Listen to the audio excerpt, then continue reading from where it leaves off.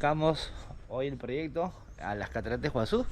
Estamos en Argentina, en un pueblo o provincia llamado Posadas, y de acá seguimos en dirección a las cataratas de Iguazú.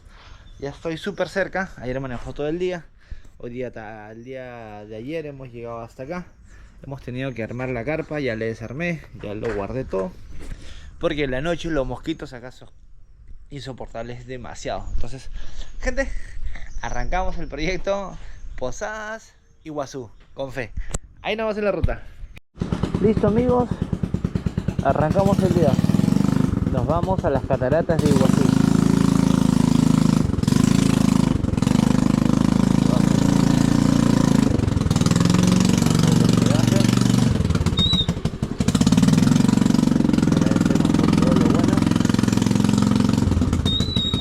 Puerta.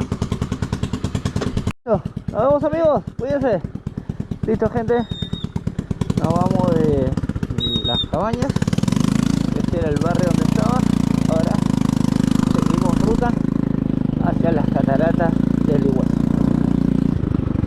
Vamos a ver, ojalá que encontremos precios módicos por allá para poder acceder y quedarnos en un lugar también donde poder descansar. Según mapa me manda 2 horas, o sea, está súper cerca, así es que vamos a ver qué tan cierto es. Ya se la ya. Vamos nomás, vamos. Lo importante es que tenemos internet y es todo. El internet, gente, es todo. El internet es todo. Ya salimos. Ahora vamos a buscar un lugar